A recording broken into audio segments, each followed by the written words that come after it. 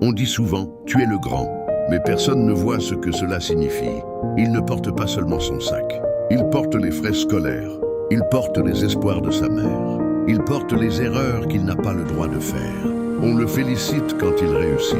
On s'inquiète quand il hésite. Mais rarement on lui demande « Est-ce que tu vas bien ?» Être l'aîné, c'est parfois sourire, avec des pierres invisibles sur les épaules. Où est ton frère? Il marche seul, mais il n'est jamais vraiment seul. Chaque décision qu'il prend affecte quelqu'un derrière lui. Un choix d'études, un emploi refusé, un sacrifice silencieux. Et cette question revient sans cesse. Où est ton frère? L'aîné ne vit pas seulement pour lui. Il trace un chemin, mais parfois, il aimerait qu'on lui demande « Et toi, où en es-tu » Il avait 10 ans. Mais déjà, il pensait comme un adulte. Pendant que les autres jouaient, lui calculait. Pendant que les autres rêvaient, lui rassurait. Il est devenu fort, trop tôt. Il a appris à ne pas pleurer, à ne pas demander, à ne pas déranger. On l'appelle mature. Mais parfois, maturité signifie enfance écourtée. Autour de la table, tout le monde parle. Mais lui, il écoute. On parle de dette, d'avenir, de sacrifices. Puis quelqu'un dit « Ne t'inquiète pas, il est là ».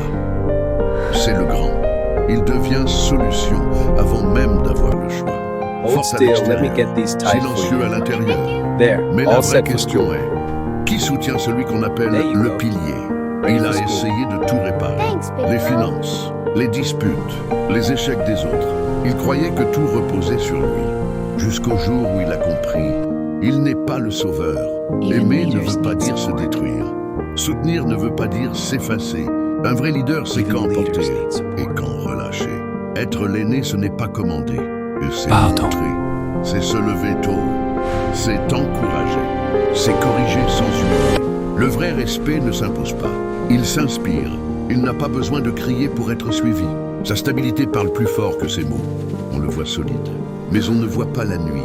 Les doutes, les peurs, la fatigue accumulée. Il craque parfois, en silence.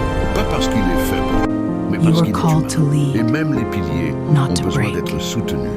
Il a compris une chose essentielle. Porter sa famille ne signifie pas perdre son âme. Il peut aider et poursuivre ses rêves. Il peut soutenir et poser des limites. L'équilibre n'est pas égoïste. Il est nécessaire. Un aîné épuisé ne peut pas bâtir. Si tu es l'aîné, écoute bien. Tu n'es pas né pour te briser. Tu n'es pas né pour absorber tous les chocs. Tu es né pour ouvrir un chemin. Ta force n'est pas dans ton silence. Elle est dans ta stabilité. Sois fort, mais reste vivant. Quand l'aîné tient debout, les plus jeunes respirent plus librement.